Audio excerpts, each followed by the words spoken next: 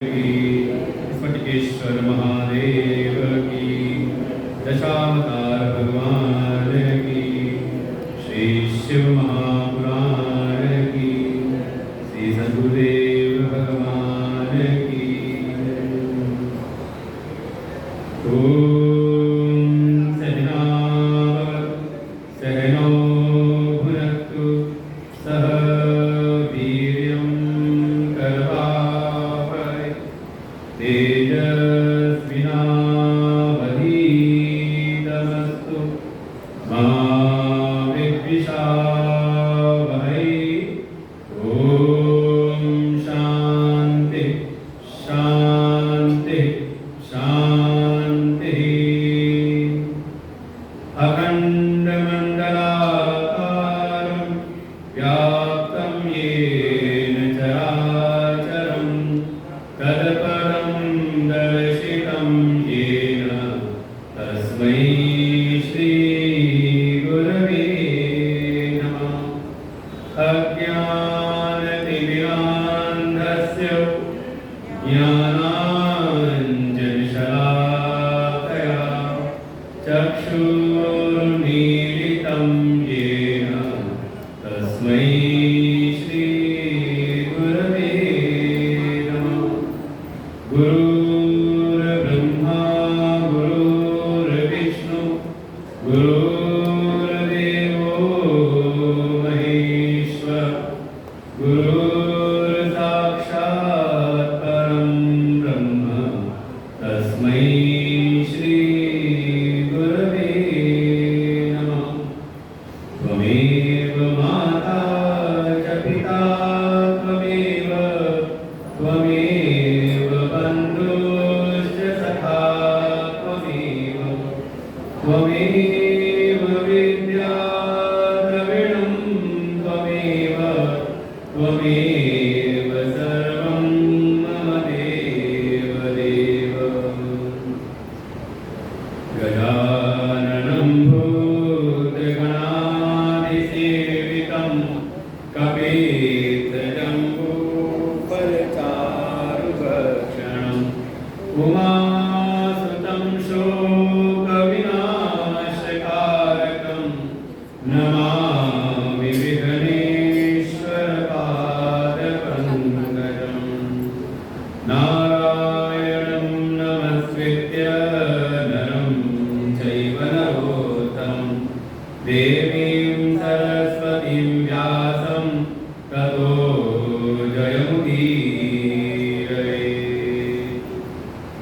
सानन्दमानन्दवने वसन्तम् आनन्दकन्दं हतपापविन्दं वाराणसीनाथमनाथनाथं श्रीविश्वनाथं शरणं प्रपद्ये। गङ्गातरङ्गरमणीयजटाकलापं गौरीनिरन्तरविभूषितवामभागं नारायणप्रियमनङ्गमदापहारं वाराणसीपुरपतिं भज विश्वनाथम्।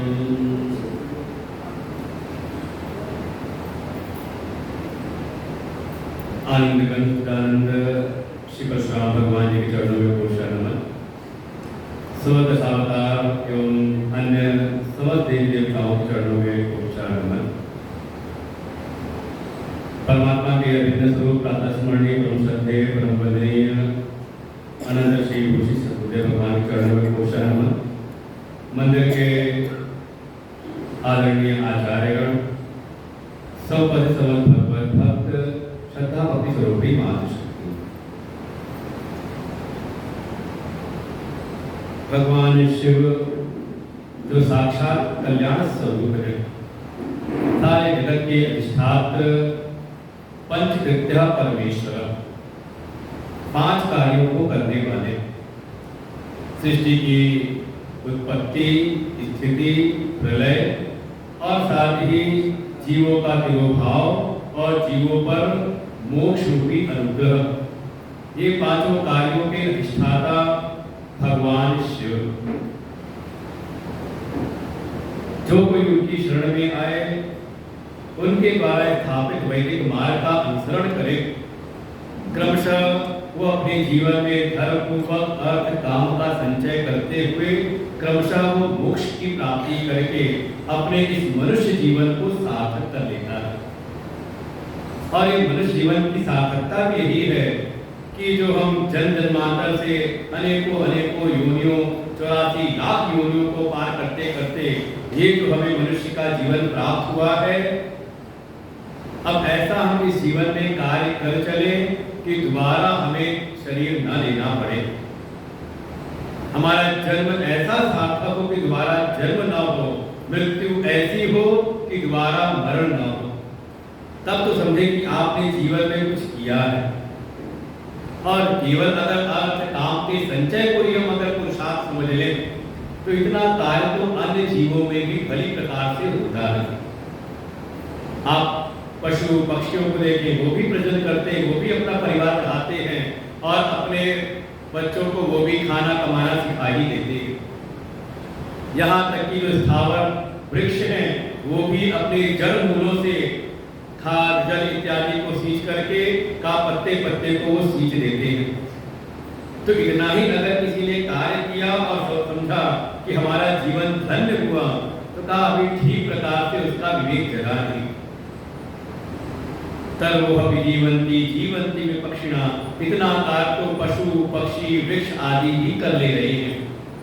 मनुष्य जीवन की इस मनुष्य शरीर की महिमा तो यही है कि वो इस शरीर में आकर के ऐसे साधन कर सकता है जिसके द्वारा उसको फिर पुनः यहाँ पर पुनर्जन्म पुनर्विमरणम इस जन्म के चक्र में उसको दोबारा नहीं आना पड़ता।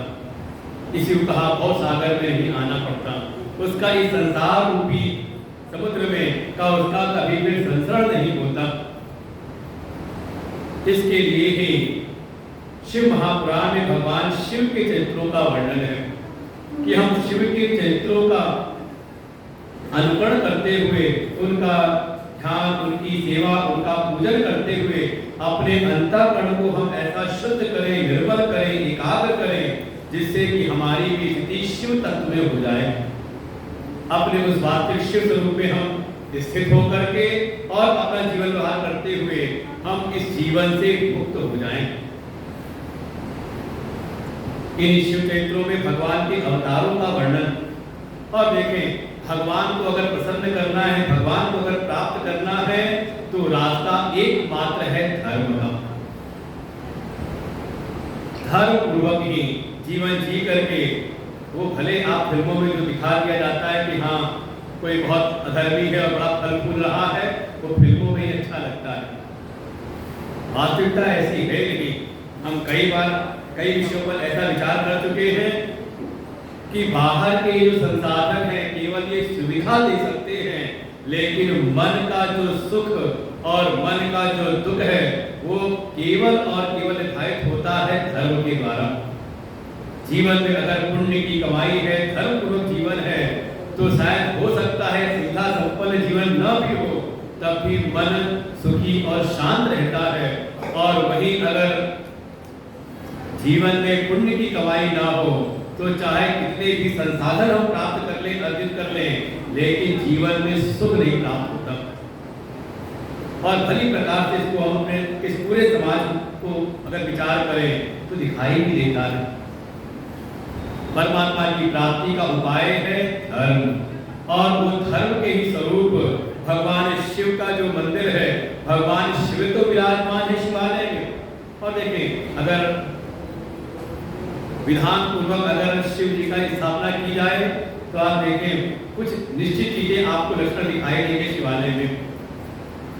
द्वार पर आपको मिलेंगे नंदी जी, और जब आप नंदी जी को प्रणाम करते हुए भीतर प्रवेश करते हैं तो जो गर्भगृह है, तो गर्भगृह में सामने आपको भगवान का एक व्यक्त रूप दिखाई देगा, चाहे पंचमुखी हो या शाम शेखर कर्पूर गौरम, ऐसा उनका एक व्यक्त स्वरूप हमें उनका सगुण साकार रूप सामने दिखाई देता है। और थोड़ा सा अगर हम दृष्टि नीचे लेकर के जाएं उनके, तो शायद उनके नीचे ही वहां पर एक शिवलिंग की स्थापना भी हो। उसी से बात ज़्यादा हो रही है।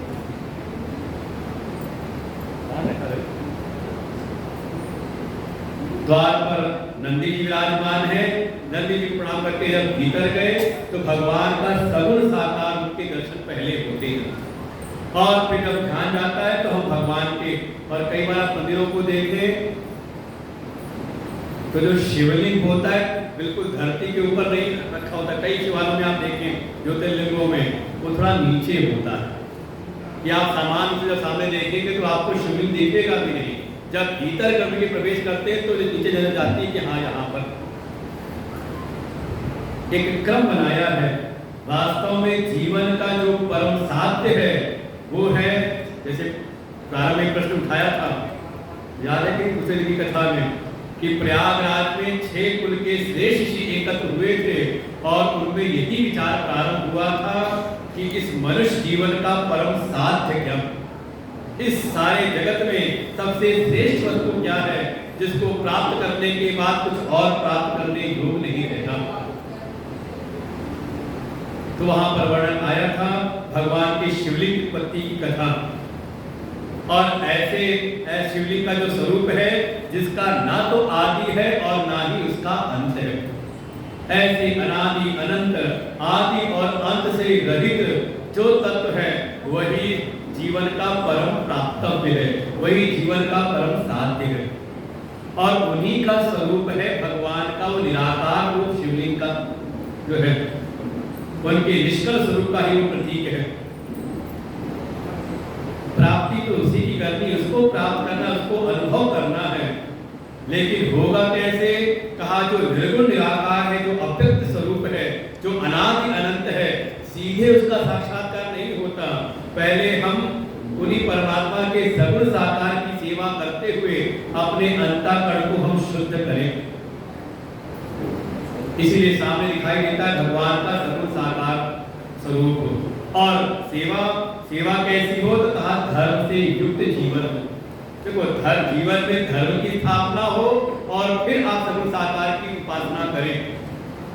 वो नहीं तो आजकल दिखाया जाता है फिल्मों में, कि बड़े से बड़ा अधर्मी है, या मन में आता है कोई बात नहीं, थोड़ा बहुत तो चल जाता है, कर लें, और उसके द्वारा जो हमने कमाई की जाके एक बार बड़ा धर्म का कार्य हमने किया, कोई पुण्य कार्य किया, उसे सब ऐसा कोई विधान है ही नहीं।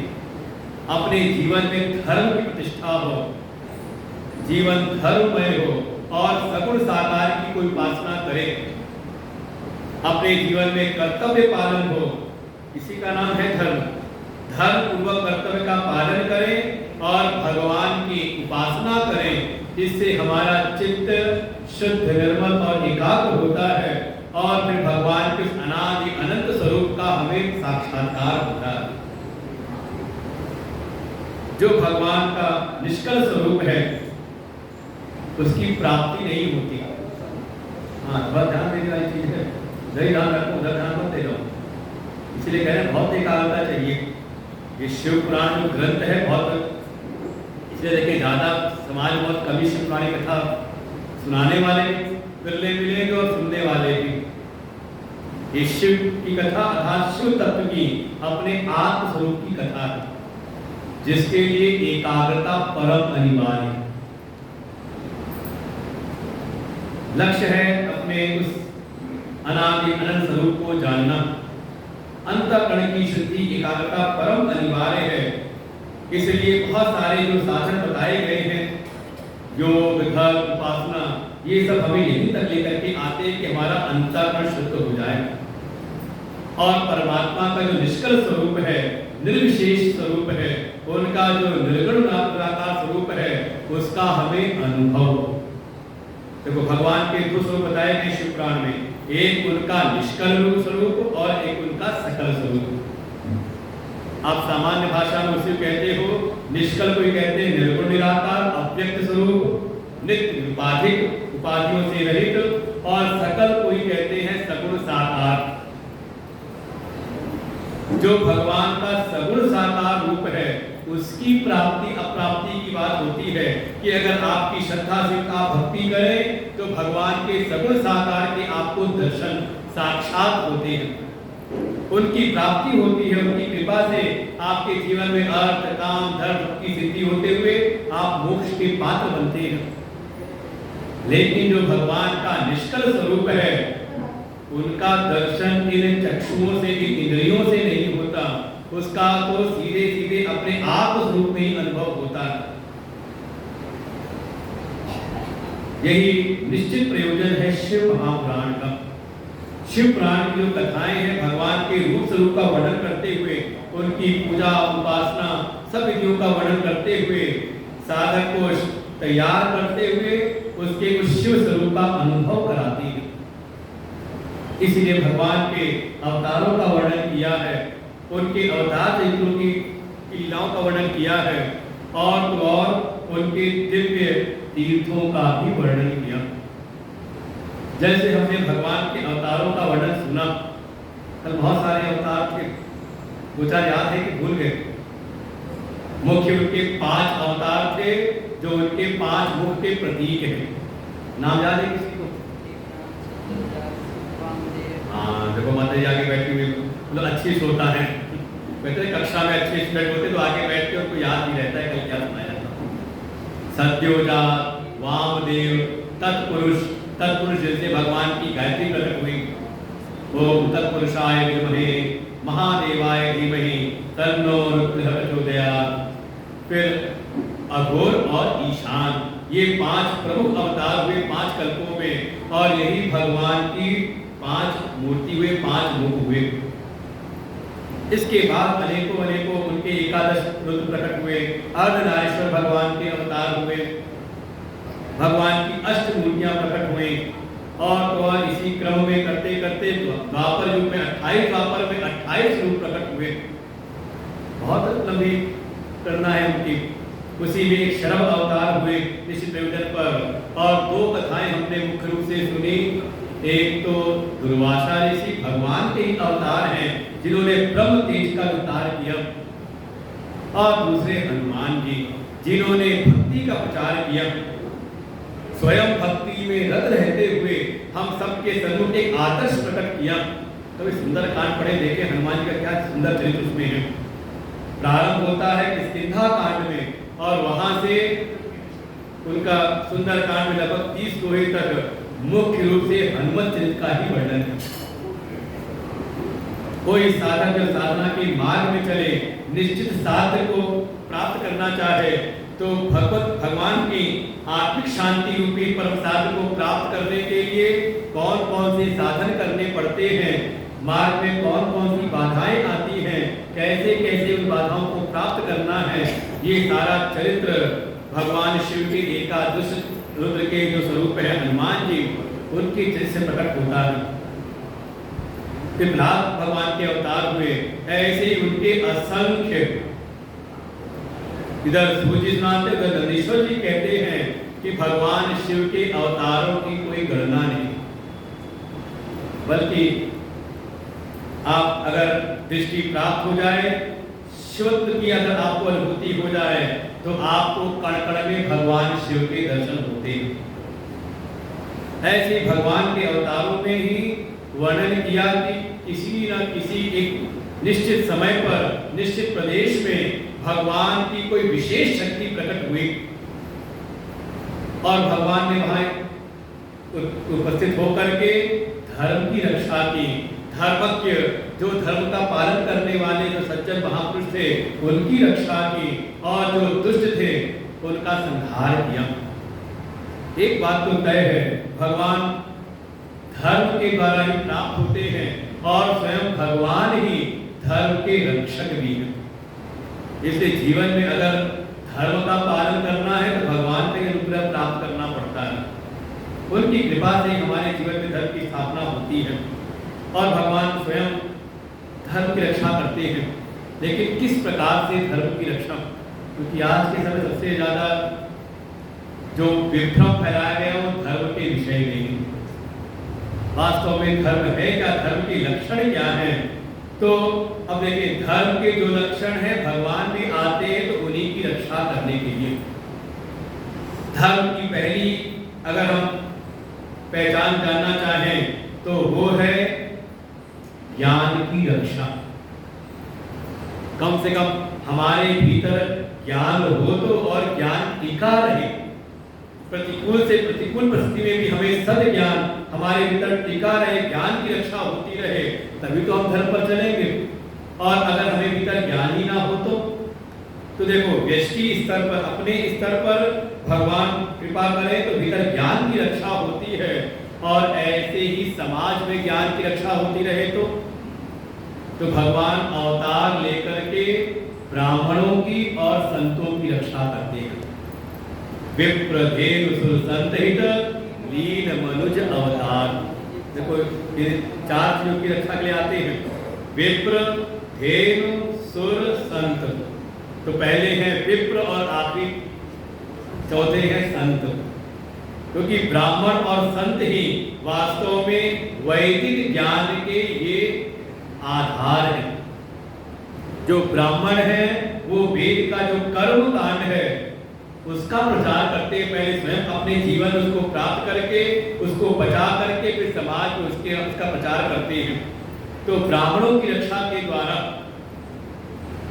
वेद के कर्म कांड की रक्षा होती, प्रचार होता है, और संतों पर आधारित है वेद का जो ज्ञान कांड है, तत्व का जो ज्ञान है उसकी रक्षा होती है। इसीलिए भगवान आते तो ब्राह्मण और संतों की रक्षा करते हैं। देखो व्यष्टि स्तर पर अपने एक व्यक्ति के भीतर ज्ञान की रक्षा हो, इसलिए समष्टि स्तर पर भगवान ब्राह्मणों की और संतों की रक्षा करते हैं। लेकिन ब्राह्मण भी हो ब्राह्मणत्व से युक्त।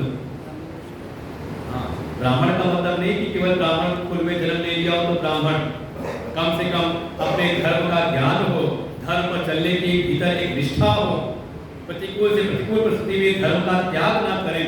अभी कथा आएगी आगे, देखिए प्रतिकूल से प्रतिकूल स्थिति में वो अपने वैदिक मार्ग का त्याग नहीं करते, स्वयं धर्म पर चलते हुए अन्य प्राणियों को जो धर्म पर चलने की प्रेरणा दे, स्वयं ज्ञान में स्थित रह करके अन्य प्राणियों को भी ज्ञान में रत होने के जो प्रेरणा दे, वास्तव वही ब्राह्मण वही संत। तो भगवान ज्ञान की रक्षा के लिए इनकी रक्षा करते हैं। फिर धर्म की पहचान होती है कर्म की शुद्धि से। व्यष्टि स्तर पर हमारे जीवन में कर्म की शुद्धि हो, जो भी हम कर्म कर रहे हैं वो शुद्ध कर्म हो, वो पाप का संचय ना करें बल्कि पुण्य का संचय करें। और देखो काम करते करते आपको खुद अनुभव तो होता है ये बात कि आप सही कर रहे हो या गलत कर रहे हो। चोर भी जानता है चोरी करते समय कि काम ठीक नहीं है, इसलिए रात में करता है, कोई देख ना ले, है कि नहीं? अच्छा, कभी झूठ बोलना पड़े तो जानते हो कि जानते कि झूठ बोलना गलत है, फिर भी बोलते हो झूठ क्यों? कहीं न कहीं त्याग की कमी, जीवन में त्याग का बदल हो, कर्म की शुद्धि हो, क्योंकि बिना त्याग के वृत्ति के कर्म की शुद्धि हो नहीं सकती। इसलिए व्यष्टि जीवन में, हमारे अपने एक व्यक्ति के जीवन में कर्म की शुद्धि हो, त्याग की वृद्धि हो। इसीलिए भगवान जब आते हैं अवतार लेकर के तो वो यज्ञ की रक्षा करते हैं। समष्टि में, समाज में यज्ञ का विस्तार हो, यज्ञ की रक्षा करते हैं, क्योंकि यज्ञ के स्वरूप है त्याग का। भाई यज्ञ में और क्या करते हो?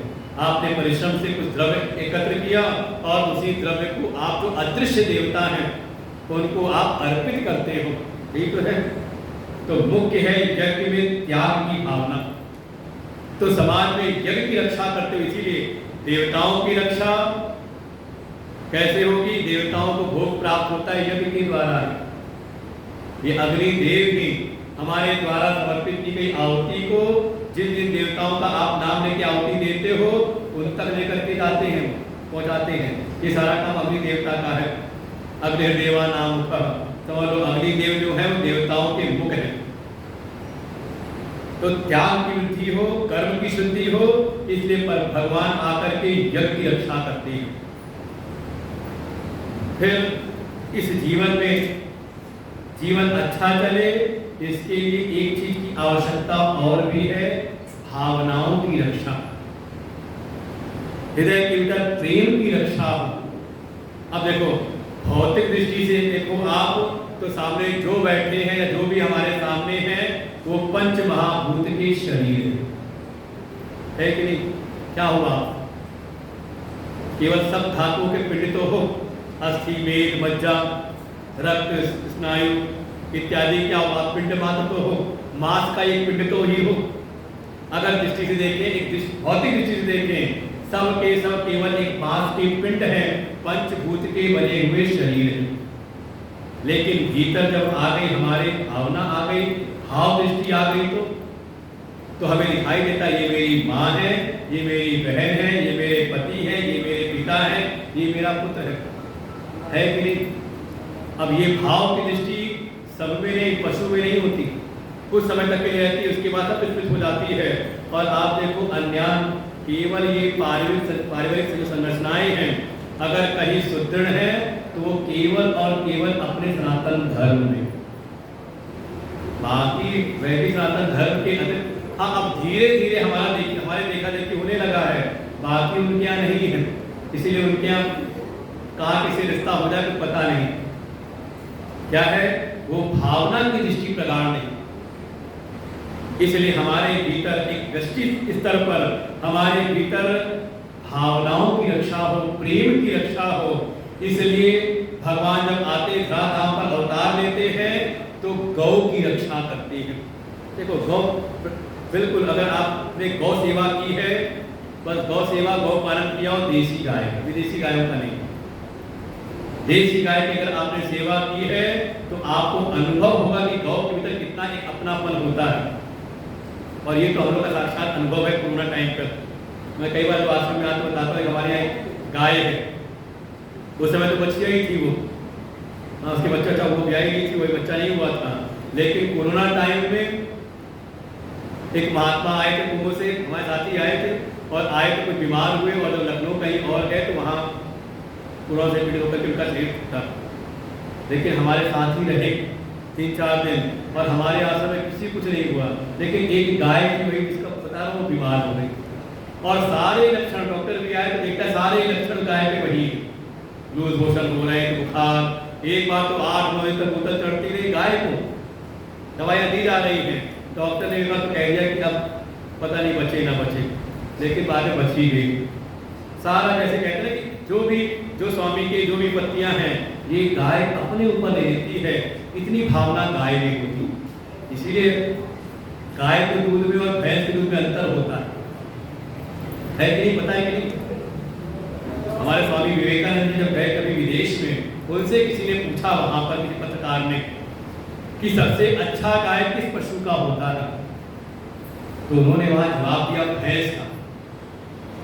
पत्रकार ने कहा आप कह रहे हो गाय की बड़ी महिमा है, गाय बड़ी पूजी जाती है, आप कह रहे हो भैंस का? तो उन्होंने तुरंत जवाब दिया कि आपने पूछा है किस पशु का, तो मैंने उत्तर दिया भैंस का। गाय पशु नहीं, हमारी मां है। देखिए बिल्कुल भावना जुड़ी, आप भावना से युक्त होकर कार्य करिए। देखिए अगर जिस घर में गाय पली हो, और कई बार कुछ होंगे जो ज्योतिष या कुछ दोष बताने वाले को कह देते कहीं अगर भूमि दोष हो, कहीं पे कोई विपत्ति हो, अगर वो गाय वहां बांधी जाए तो उसके सारे दोष समाप्त हो जाते हैं। कोई 33 कोटि देव जिनके भीतर विराज रहे हो, और तो और बहुत सारे ग्रह अगर प्रतिकूल हो तो उसका एक ही उपाय है कि आप गाय को चारा खिलाओ, वो सारे संकट दूर होते हैं।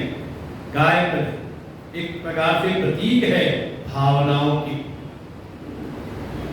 वो भावना अन्य किसी में नहीं। इसलिए स्वयं भगवान आकर के गाय की रक्षा करते हैं, जिससे हमारे हृदय के भीतर भी भावनाओं की रक्षा हो। तो मुख्य धर्म के देखें तो आधार यही है, एक तो पहले ज्ञान हो, भीतर ज्ञान की रक्षा हो, कर्म की शुद्धि हो और साथ ही भावना। अब इसी को हम 3 साधन कह देते हैं, कर्म की साधना कर्मयोग, भावनाओं की शुद्धि हो तो हमने कहा भक्ति योग, और ज्ञान की रक्षा हो तो ज्ञान योग। इसलिए मुख्य 3 साधन आते हैं। भगवान उपदेश देते, तीनों योग का उपदेश देते गीता जी में। कर्मयोग का उपदेश अंतःकरण की शुद्धि के लिए, भक्ति योग का उपदेश अपनी भावनाओं को जागृत करने के लिए, और ज्ञान योग अपने आत्म स्वरूप में स्थिति प्राप्त करने के लिए। ये भगवान के अवतार का निश्चित प्रयोजन है। इसलिए अगर ये तीन चीजें हमारे जीवन में हो रही हैं तो समझो कि आप जो भी कर रहे हो आप धर्म के मार्ग पर हो। धर्म को किसी क्रिया से जोड़ करके नहीं देखना चाहिए। ये तो कई बार ऐसा है कि देश काल परिस्थिति में कहीं पर कोई एक विशेष धर्म है और वही देश काल परिस्थिति बदल जाए तो धर्म बदल जाता है। इसे कहते हैं तीन प्रकार का धर्म। हाँ, शास्त्रों को समझें अगर सार रूप में, एक है सामान्य धर्म। जब हमारे जीवन की सारी परिस्थितियां सामान्य हैं तो उसके लिए हमारे जीवन पर शास्त्रों ने एक सामान्य धर्म स्थापित किया। जैसे सत्य बोलना चाहिए, नियम से रहो, सत्य, तप, शौच, दान, दया दान, ये एक सामान्य धर्म है। लेकिन अगर परिस्थिति कुछ विशेष हो जाए तो कहते हैं धर्म बदल जाता है, हर समय नहीं चलता। अरे जैसे मान लो आपको रोड पर गाड़ी चलाना हो तो कहते हैं कुछ एक निश्चित नियम है, ट्रैफिक के निश्चित नियम है। अच्छा, आपने सब सीख लिया, ड्राइविंग भी अच्छे से सीख ली, लेकिन आपको गाड़ी चलानी हो मेरठ में तो नियम पे चलते रहोगे, चलेगा क्या पता नहीं कब कौन से कहाँ से आ जाए। तो थोड़ा बुद्धिवीर के साथ में जैसी परिस्थिति दिखाई दे वैसे आप भी थोड़ा दाएं बाएं कर लो, होता है कि नहीं। जैसे घर में एक सामान्य परिस्थिति है तो एक सामान्य व्यवहार चलता है, लेकिन कोई निमित्त पड़ गया तो जैसे आपकी सामान्य स्थिति में बहुत सारे आपके नित्य कर्म हैं जो नियम से करने चाहिए, लेकिन कोई निमित्त आ गया तो कहा उस समय नित्य कर्म आपके दाएं बाएं आगे पीछे हो जाते हैं, उसका कोई दोष नहीं लगता। निमित्त के अनुसार हमारा धर्म बदल जाता है, उसे कहा विशेष धर्म। विशेष परिस्थितियों में विशेष धर्म। जैसे एक सामान्य स्तर पर आपका एक संविधान लागू आपके ऊपर है, लेकिन जब कोरोना टाइम आया तो कुछ नियम बदले कि नहीं बदले, विशेष नियम। भले आप स्वतंत्र हो लेकिन स्वतंत्र रूप से सड़क पर नहीं घूम सकते, कहीं भी जाना है तो मास्क लगा के जाइए। हाँ कि नहीं था, विशेष धर्म। अच्छा, लागू हो जाए इमरजेंसी तो फिर तो जो शासक है बस उसकी मर्जी, इसका धर्म है, तो धर्म है। ऐसे ही एक सामान्य स्थिति में सामान्य धर्म, विशेष परिस्थितियों में शास्त्र फिर हमें विशेष धर्म का पालन करना बताते हैं। और कभी आपातकाल हो तो वहां पर धर्म बिल्कुल बदल जाता है और शास्त्रों में सब जगह करना है। इसलिए बुद्धि विवेक को जगा करके हमें जीवन हमारा चले। मुख्य चीज ये रहे कि हमारे जीवन में कर्म की शुद्धि हो, भावना भी प्रगाढ़ हो, भावना भी हो, प्रेम भी हो और साथ ही ज्ञान की भी रक्षा हमारे जीवन में हो। तो आप जहां भी जो भी कर रहे हैं समझ लो धर्म पूर्वक है। और अगर ये कोई भी कर्म आपके इन तीन चीजों को अगर वो नाश करे तो समझे कहीं ना कहीं आपके उन क्रियाओं में दोष है, वो धर्म के विपरीत है। ऐसे ही भगवान शिव अपने भक्तों पर कृपा करने के लिए कभी न कभी एक विशेष रूप से प्रकट होते हैं। और जिस स्थान पर भगवान शिव की विशेष शक्तियां प्रकट होती हैं उनको ही कहा गया ज्योतिर्लिंग। जैसे एक समय हमने सुना कि ब्रह्मा और विष्णु लड़ रहे थे अपने श्रेष्ठत्व की सिद्धि के लिए, भगवान शिव वही प्रकट हो गए थे ज्योतिर्मय स्वरूप। ऐसे ही तो यहाँ ऋषियों ने पूछा है सूत जी से कि आप हमें थोड़ा भगवान के उन ज्योतिर्लिंगों का भी वर्णन करके सुनाइए। सूतवाच साधु पृष्ठम ऋषि श्रेष्ठा लोकानां विदिकाम्य कथयामि भवस्नेहा तानि संक्षिप्तो दिजा। सूत जी कहते हैं शौनकादि ऋषियों, आपने बड़ी अच्छी बात पूछी है। श्रेष्ठा लोकानां विदिकाम्य, सारे लोगों के हित की कामना से आपने बड़ी उत्तम बात पूछी है। मैं आपको बताता हूँ, लेकिन ये जो विषय इतना विस्तृत है, इतना विस्तार किए हुए है कि इसको सबको बता पाना आसान है नहीं। सबका मैं संक्षेप करके सुनाता हूँ। संक्षेप तो दिया सर्वेषां शिवलिंगानां मुने संख्या न विद्यते सर्वालिंगमयी भूमि सर्वं लिंगमयं जगत। आपने भगवान के लिंग के विषय में बात पूछी है। एक बात तो पक्का अपने मन में बैठा ले, कम से कम शिव पुराण की कथा से, कि कई बार लोग एक विशेष बताते हैं कि शिवलिंग की पूजा माताओं को नहीं करनी चाहिए, विशेष कारण बता देते हैं। ये कोई शरीर का अंग नहीं, बल्कि एक दिन पहले की परिभाषा शिव पुराण में आई थी। लिंग क्यों कहा लयनाद लिंगम। जैसे कलश पे टंगा हुआ जल धीरे धीरे एक एक बूंद शिवलिंग में जाकर के लीन होती रहती है, ऐसे ही ये सारी सृष्टि भगवान शिव से उत्पन्न हुई है और धीरे धीरे अंततः भगवान शिव में ही लय हो जाती है। इसलिए उनके इस वास्तविक उनके निष्कल स्वरूप को कहते हैं लिंग। और दूसरा भाव लिंग कहते हैं लक्षण। देखिए, लिंग परामर्श अभी आप साहित्य में हो तो वहां पर वर्णन आता है लक्षण प्रमाणाभ्याम वस्तु सिद्धि, कि किसी वस्तु की सिद्धि करनी हो तो आप प्रमाण का विमर्श करते हो, आप लिंग का विमर्श करते हो, लक्षणों का विमर्श करते हो कि नहीं। भाई कोई चीज पहचाननी हो तो लक्षण देखते नहीं देखते। तो लक्षण तथा लिंग का भाव है लक्षण। भगवान शिव के निष्कल स्वरूप का जो लक्षण दिखा दे कि वो अनादि अनंत है। कैसे, जैसे शिवलिंग है तो उसका कोई आदि अंत नहीं है। आप जहां उंगली रखो वहीं उसका आदि हो जाएगा, वहीं उसका फिर, लेकिन वास्तव में उसका वो आदि अंत है नहीं। जो अनादि अनंत स्वरूप है वास्तव उसी को कहा शिवलिंग। तो कितने हैं, कैसे हैं, तो कहते हैं सर्वेषां शिवलिंगा नाम उन्हें संख्या न विद्यते। ये कितने शिवलिंग है धराधाम पर, इस ब्रह्मांड में का इसकी कोई संख्या वर्णित नहीं है। बल्कि अगर तत्व दृष्टि से देखें तो सर्वालिंगमय, ये सारा जो ब्रह्मांड है, सारी जो भूमि पृथ्वी है, ये लिंगमयी ही है। क्योंकि उन्हीं भगवान शिव से ही उत्पन्न हुई है, उन्हीं में स्थित है और अंततः उन्हीं में लीन हो जाएगी। लिंग युक्तानि तीर्थानि सर्वं लिंगे प्रतिष्ठितम् संख्यानं विदते तेषां तानि किंचित् विहीनम्। इनकी कोई संख्या नहीं, सारे जो तीर्थ हैं वो लिंग से युक्त हैं। जहां पर भी आपको परमात्मा का अनुभव हो, समझ लो शिवलिंग ही है वहां पर व्यक्त अव्यक्त स्वरूप में। फिर यत् किंचित् दृश्यते दृश्यम मनते स्मरते च यत् तत्सर्वं शिवरूपं हि नान्यत् अस्ति किंचन।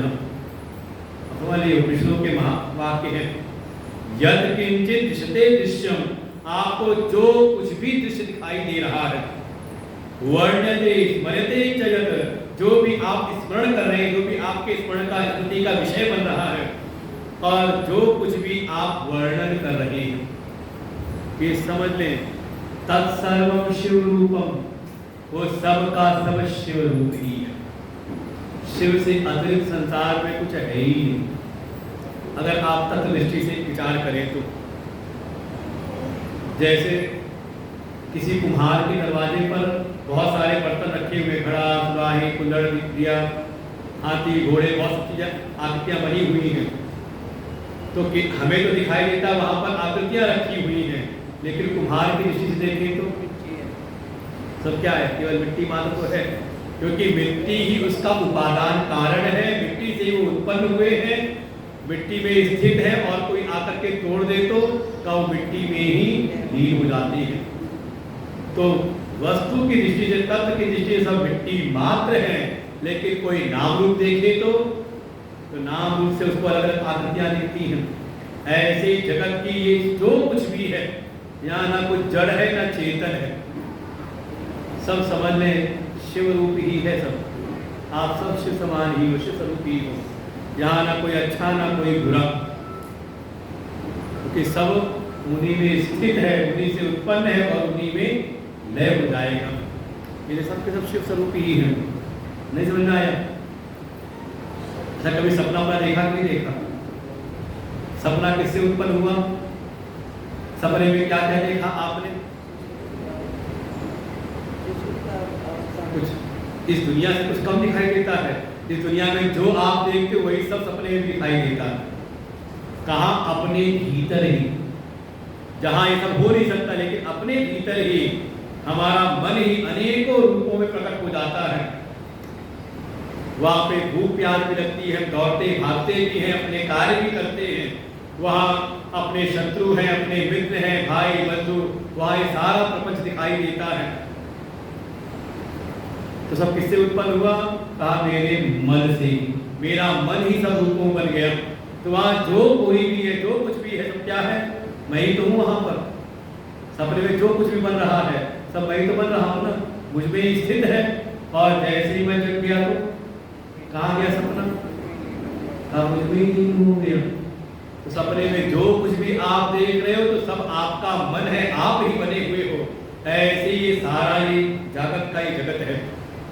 स्पष्ट है, तत्सर्वं शिव रूपम ही, सबका सब यहाँ पे कण कण समलो शिव स्वरूप है। ये बात समझ में आए, चाहे आपको शिव पुराण से आए चाहे राम कथा से आए, सब जगह वर्णन यही है। बस ये है कि हम केवल कथाओं तक सीमित रहते हैं, इन तथ्यों का विचार हम करते हैं। पहुंचना तो यही तक है कि हमारी केवल भौतिक दृष्टि ना रहे, केवल पंचभूतों में दृष्टि ना बनी रहे, थोड़ी भाव हमारे अंदर जगे, भावना प्रधान बने और धीरे धीरे तत्व की दृष्टि हमारे भीतर आ जाए। और इस तत्व दृष्टि से, शिव दृष्टि से सबका सब शिवमय ही है। शिव के अतिरिक्त कुछ भी नहीं, ना किंचित अस्तित्व, कुछ और उनके अतिरिक्त है नहीं। और इसीलिए भगवान शिव की क्या महिमा, बार बार कही जा रही महिमा। सुभाष जी ने एक दिन बोला इस बात को, हमने एक दिन सुनाया तो उनको यही बात सबसे अच्छी लगी कि भगवान शिव ही ऐसे हैं जिनका हर जगह पूजन होता है। देखो शिव पुराण प्रमाण है, मन की बात नहीं है हमारे। पाताले चापि वर्तन्ते स्वर्गे चापि तथा भुवि सर्वत्र पूजते शंभु स देवासुर देवा असुर मानुषै।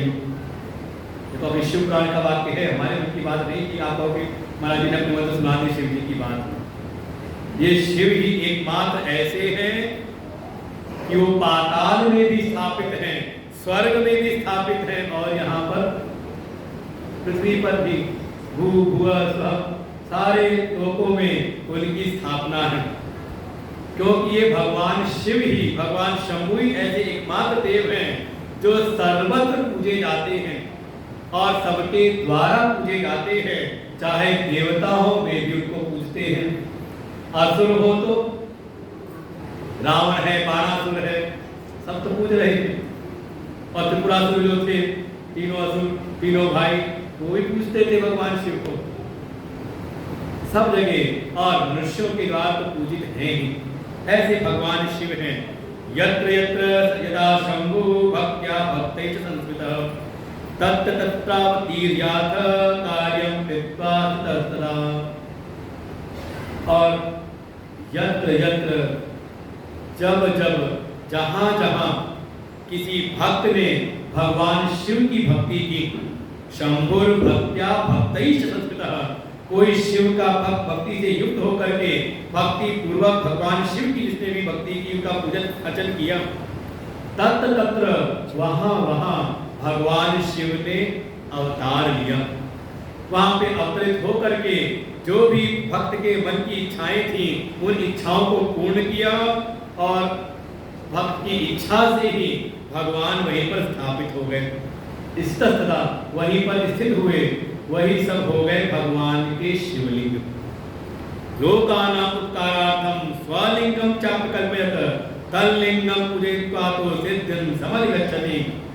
समस्त लोगों पर उपकार करने के लिए भगवान ऐसे जिन जिन स्थानों पर अपनी दिव्य शक्तियों के साथ में स्थापित हुए, स्थित हो गए, वहां पर अगर जा करके कोई साधना करे, आराधना करे तो उसकी समस्त मनोकामनाओं को स्वयं भगवान शिव पूरा करते हैं, उसकी साधना को सिद्ध करते हैं। पृथिव्यां यानि लिंगानि तेषां संख्या न विद्यते तथापि च प्रधानानि कथ्यन्ते च मया निजः। ऐसे भगवान के शिवलिंगों की कोई संख्या नहीं, लेकिन उसमें जो प्रधान प्रधान हैं उनको एक विशेष नाम दिया, ज्योतिर्लिंगानि यानि, उनको एक नाम दिया ज्योतिर्लिंग, जहाँ भगवान स्वयं ज्योतिष स्वरूप प्रकट हुए और उनकी एक आकृति वहीं पर स्थित हो गई, उस रूप में भगवान स्वयं स्थापित हो गए, उनको नाम दिया ज्योतिर्लिंग। उनमें सारे ज्योतिर्लिंगों में जो मुख्य में भी मुख्य हैं, कितने हैं? 12 ज्योतिर्लिंग। कौन कौन से? सौराष्ट्रे सोमनाथं च श्रीशैले मल्लिकार्जुनम् उज्जयिन्यां महाकालम् ओंकारे परमेश्वरम् केदारं हिमवत्पृष्ठे डाकिन्यां भीमशङ्करम् वाराणस्यां च विश्वेशं त्र्यम्बकं गौतमीतटे वैद्यनाथं चिताभूमौ नागेशं दारुकावने सेतुवन्दे च रामेशं कुष्मेशं च शिवालये द्वादशैतानि नामानि प्रातरुत्थाय पठे सर्वपापविनिर्मुक्त सर्वसिद्धिफलं लभेत। ये शिव पुराण का द्वादश ज्योतिर्लिंग का स्तोत्र है। हम जो पढ़ते थोड़ा अलग है। सौराष्ट्रे सोमनाथं च श्रीशैले मल्लिकार्जुनम् उज्जयिन्यां महाकालम् ओंकारं कमलेश्वरम् परल्यां वैद्यनाथं च डाकिन्यां भीमशङ्करम् सेतुवन्दे तु रामेशं नागेशं दारुकावने वाराणस्यां विश्वेशं त्र्यम्बकं गौतमीतटे हिमालये तु केदारं कुष्मेशं च शिवालये। ये जो जगत प्रख्यात है वो थोड़ा अलग है और शिव पुराण का जो है का स्तोत्र में शब्दों में अंतर है लेकिन भाव वही 12 ज्योतिर्लिंग ही है। और इनको अगर कोई 12 ज्योतिर्लिंग का नाम अभी लिया ना स्तोत्र के अनुसार कितना समय लगा पाठ करने में? एक बहुत आराम से करो 2 मिनट। लेकिन फल क्या है? तो कहा इन 12 ज्योतिर्लिंगों का अगर नाम कोई प्रातः उत्थाय प्रातःकाल शुद्धता पूर्वक पवित्र होकर के कोई इनका नाम ले स्मरण करे तो सर्व पाप विनिर्मुक्त सर्व सिद्धि फलम लभेत। वो समस्त पापों से मुक्त होकर के सारी सिद्धियों को प्राप्त कर लेता है। और कल भी निवेदन किया था इस स्तोत्र का केवल जप करते करते आप भगवान के कोई आपके घर के आसपास शिवालय आकर के आप जल चढ़ाओ तो आपको यही बैठे बैठे 12 ज्योतिर्लिंगों के पूजन का फल मिल जाता है। और आसान है, 2-4 बार इसको आप पढ़ोगे 2-4 बार क्या 2-4 दिन अगर पाठ करते रहोगे तो याद करने की जरूरत नहीं, पढ़ते पढ़ते याद हो जाता है। वो याद करने से याद नहीं होता लेकिन नियम बना लो पाठ करने का तो पाठ करते करते करते करते वो याद हो जाता है। और तो इनकी क्या महिमा है? यम यम कामम अपेक्षैव पठिष्यन्ति उत्तमा प्राप्स्यन्ति कामं तम तम हि प्रत्ययः ईश्वरा। और जो कोई जिस कामना से युक्त होकर के इस स्तोत्र का पाठ करता है भगवान शिव के पास उसकी समस्त कामनाएं पूर्ण होती हैं। और इसी संसार में कोई निष्काम भाव से करे तो भाई 2 प्रकार कहा था ना, एक तो कामना मूलक कामना से करे तो कामना की पूर्ति, और कोई सहज स्वभाव से सहज स्नेह से सहज प्रेम से अगर स्तोत्र का पाठ करे तो ये निष्कामतया तानि पठिष्यन्ति सुभाषया तेषां च जननी गर्भे वासो नैव भविष्यति। कोई निष्काम भाव से अगर इसका पाठ करे इस स्तोत्र के द्वारा भगवान का पूजन करे तो उसको फिर पुनर् में कभी जननी के गर्भ में माँ के गर्भ में नहीं जाना पड़ता। अर्थात उसका जन्म का जो चक्र है इस भव बंधन से वो मुक्त हो जाता है। और तो और ग्राह्यमेषां च नैवेद्यं भोजनीयं प्रयतः तत्कर्तु सर्वपापानि भस्माद्यन्ति वैष्णात्। कोई इनका दर्शन करके इनको नैवेद्य अर्पण करे और उस भोग को प्राप्त कर ले, ज्योतिर्लिंग के प्रसाद की प्राप्ति हो जाए तो उसके सेवन मात्र से उसके भोग मात्र ही उसके सारे पाप भस्म हो जाते हैं। एकम च पूजितम येन, ये 12 हैं लेकिन कोई इनके एक ज्योतिर्लिंग का अगर 6 माह तक पूजन कर ले तस दुखम न जाएत मात मुक्षी समुद्भवम। अरे उसके जीवन के जो भी संकट हैं सारे दुख दूर होते हैं और उसको फिर कभी पुनर्जन्म नहीं लेना पड़ता। ऋषियों ने पूछा कि हे सूर्य जी फिर आप विस्तार से बताइए कौन कौन से ज्योतिर्लिंग किस किस प्रकार से स्थापित हुए, इनकी कथा क्या है, कैसे भगवान शिव वहां प्रकट हुए, कैसे उन्होंने भक्तों की रक्षा की और कैसे भक्तों की प्रेरणा से भगवान वहां पर स्थापित हुए। ऋषयः ऊचु ज्योतिषां चैव लिंगानां माहात्म्यं कथयामः उत्पत्तिं तथा तेषां ब्रूहि सर्वविदास्तं।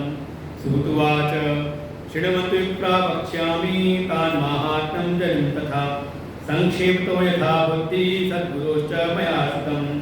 सप्तविंशन्विता कन्या दक्षेण च महात्मना तेन चंद्रमते दत्ता अशन्यात्या मुनीश्वरा। ऋषियों के पूछे जाने पर सूर्य कहते, हे ऋषियों, जैसा मैंने अपने गुरु से सुना था वैसा ही मैं आपको सुनाता हूँ। इन ज्योतिर्लिंगों के क्रम में सबसे पहला ज्योतिर्लिंग है सौराष्ट्र सोमनाथ। सौराष्ट्र देश में जो सोमनाथ हैं उनकी मैं कथा सुनाता हूँ कि एक समय जो ये प्रजापति दक्ष हुए थे, ब्रह्मा के पुत्र, इनकी 7 कन्याओं के बारे में बताया था और सबके कहाँ कैसे कैसे विवाह किए थे। उन 7 कन्याओं में ही 27 कन्या थी जो 27 नक्षत्र थे, उनका विवाह किया था चंद्रमा के साथ में।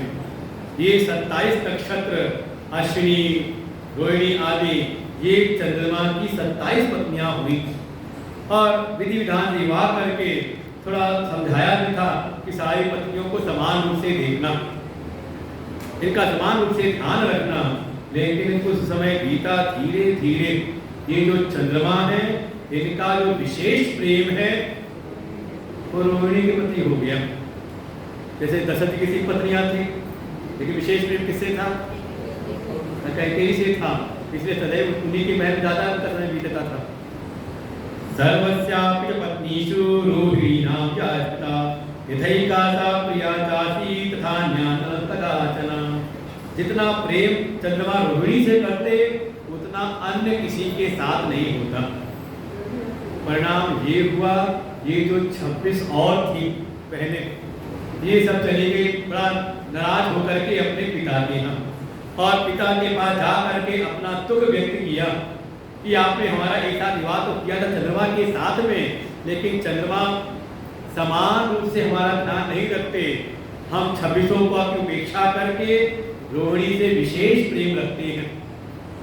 इधर जब पत्नियां जब गई वापस मायके तो ये चंद्रमा को भी लगा चल के बना के लाऊं, तो पहुंचे, सामने दक्ष मिले। दक्ष ने कोई फटकार लगाई, मैंने तुमको समझाया था शुरू में कि सबका समान रूप से ध्यान रखना, लेकिन तुमने मेरी बात पर ध्यान नहीं दिया। विमले च कुले त्वं हि समुत्पन्ना कलानिधे आश्रितेषु च सर्वेषु न्यूनाधिक्यं कथं तव। जब मैं तुमको समझाया था सबसे समान व्यवहार रखना, तो तुमने एक के साथ मुख्य व्यवहार, प्रधान व्यवहार किया और बाकी को सबने उनको न्यून कर दिया। आगे ध्यान रखना, मैं फिर कह रहा हूँ, मेरी बात को काटना मत। सबको लेगा वापस, फिर क्षमा मांगी चंद्रमा ने, ठीक आगे ध्यान रखूंगा। लेकिन वापस लेकर के जब गए पुनः वो कुछ दिन बाद फिर वही उनका हाल। जो रोहिणी है उनसे विशेष प्रेम करता था, इसलिए चंद्रवंश में जब भगवान कृष्ण आए तो लता रोहिणी ने इसीलिए आए, कुछ विशेष लगाव रोहिणी के साथ में, बाकी 26 की फिर की उपेक्षा। ये पुनः सारी जो थी पहले, ये पुनः गई दक्ष के पास में। अब दक्ष तो परम क्रोधित हुए, मेरी बात नहीं मानता है, इतना दुष्ट है। तब तक चंद्रमा आए मनाने के लिए, लेकिन क्रोध में जैसे ही दक्ष ने चंद्रमा को देखा तत्काल ही श्राप दे दिया। श्रूयतां तद् पूर्वं प्रार्थो बहुधा मया न मानितं त्वया यस्मात् तस्मात् त्वं च क्षयी भव। तूने पूर्व की भांति मेरी बात को तुमने स्वीकार नहीं किया, माना नहीं मेरी बात को, तुम्हें इतना अभिमान हो गया, इतना गर्व हो गया है। जाओ मैं तुम्हें श्राप देता हूँ, तुम्हारा क्षय हो जाए, तुम्हें क्षय रोग हो जाए। अब क्षय रोग, अब आज के समय कहते हैं टीबी हो जाए, कुछ है कुछ हो जाए क्षय रोग, तो धीरे धीरे उसकी शरीर की सामर्थ्य घटने लगती है धीरे धीरे।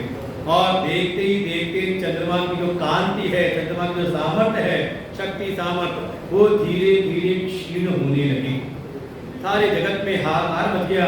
अरे लगता है चंद्रमा का नाश हो जाएगा, सृष्टि का क्रम कैसे चलेगा। सारे देवता भी बड़े पीड़ित हुए, क्या करें। सभी देवता चंद्रमा को साथ लेकर के गए ब्रह्मा जी के पास में, सारी बात बताई। ब्रह्मा ने कहा ये दुष्ट कोई नया दुष्ट नहीं, पहले से बहुत दुष्ट है। पुरानी कथा सारी देवता को सुनाई, ये पहले भी इतनी बड़ी दुष्टता की है, बड़ा अभिमानी है, एक समय चला गया था अपने गुरु बृहस्पति के यहाँ और जाकर के उनकी पत्नी को उठा करके ले आया था।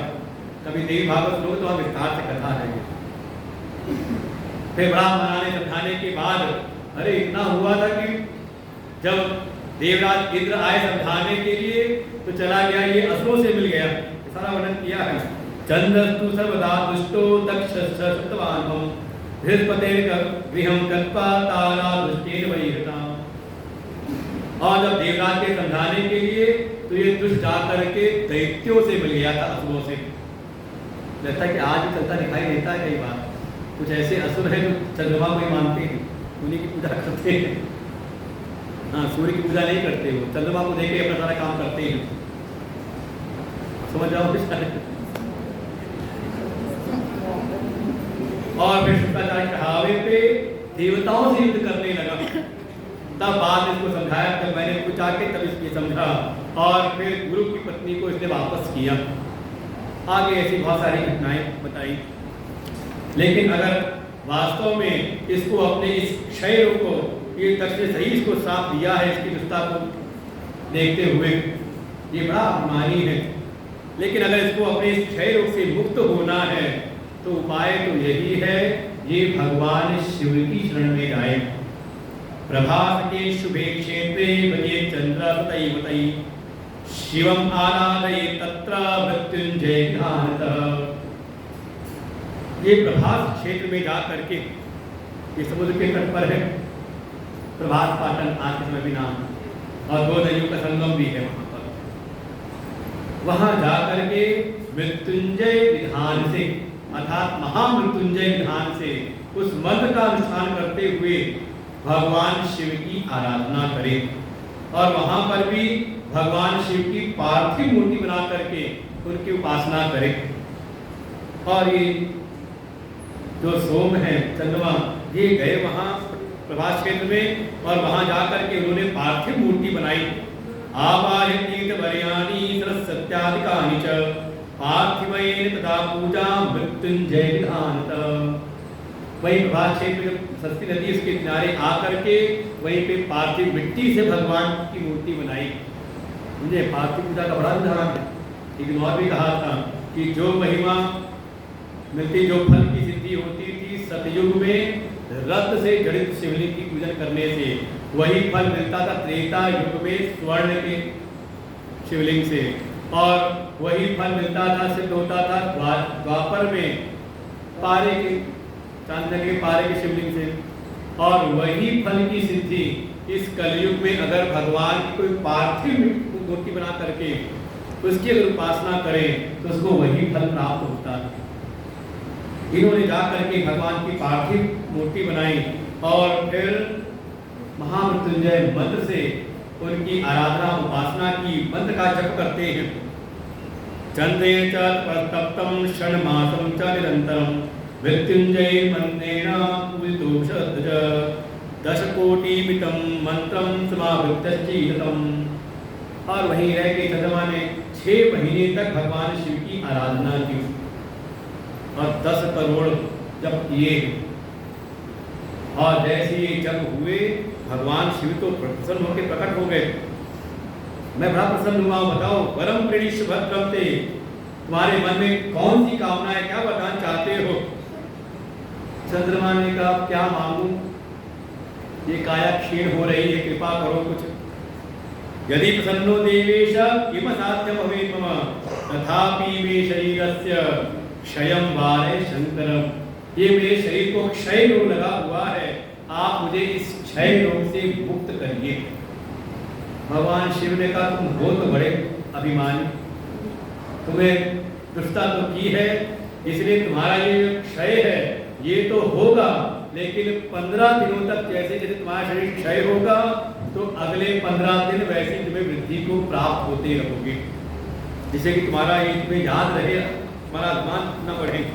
पक्षे चक्षिताम चंद्र कदाचित तदिने दिने, एक पक्ष में जैसे तुम क्षीण हो रहे हो, एक पक्ष 15 दिन तुम क्षीण होगे, तुम्हारा क्षय होगा।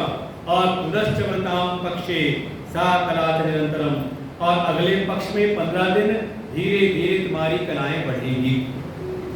मेरा ये आशीर्वाद है। वहीं पर जो अन्य देवता लोग भी आए हुए थे, जिन्होंने आराधना की थी, उन्होंने भगवान से प्रार्थना की। देवावचो देवदेव महादेव परमेश नमोस्तुते उमया सहित शंभो स्वामिन् नतस्रोह। सारे देवताओं ने कहा, हे देव, हे देवादिदेव महादेव, अगर आप हमारी साधना से, हमारी उपासना से प्रसन्न हैं तो हम पर कृपा करिए। जैसे आपने यहाँ पर प्रकट होकर के सोमदेव पर कृपा की है, ऐसे ही आप इसी स्थान पर स्थिर हो जाइए। यहीं पर स्थिर होकर के आप सारे जगत के जो प्राणी हैं उनके कल्याण के लिए यहाँ पर रहिए। भगवान शिव ने कहा ठीक है, और भगवान वहीं पर सोमेश्वरश्च नाम्नासी विख्यातो मूलत्रये क्षय कुष्ठादिरोगाणां नाश का पूजनान्वितः। और भगवान शिव वहीं चंद्रमा ने पूजा की थी, सोमदेव ने पूजा की थी, तो उन्हीं की महिमा को विख्यात करते हुए भगवान वहाँ पे सोमेश्वर नाम से, सौराष्ट्र सोमनाथम, सोम के नाथ जो है सोमेश्वर नाम से भगवान वहीं पर स्थित हो गए। और वहाँ पर अभी तक जो भी कोई क्षय रोग से, कुछ रोग से अगर कोई हो करके वहाँ जा करके विधि विधान से अगर भगवान शिव की आराधना करे, भगवान उसके सारे रोगों का हरण करते हैं। सोमलिंगम नरोधिष्ठा सर्व पापात् मुच्यते लब्धापनम मनोभीष्टम मृतम स्वर्गम समीहते। इस सोमेश्वर लिंग का यही महिमा है कि अगर कोई जाके दर्शन करे तो उसके पापों का स्वयं भगवान शिव क्षय करते हैं। अतः परम प्रवक्ष्यामि मल्लिकार्जुन संभवम यम श्रुत्वा भक्तिमान धीमान सर्व पापै प्रमुच्यते। तो ये तो हो गए सौराष्ट्रे सोमनाथम। अगली कथा आती है श्रीशैले मल्लिकार्जुनम। ओम नमः शिवाय, ओम नमः शिवाय, ओम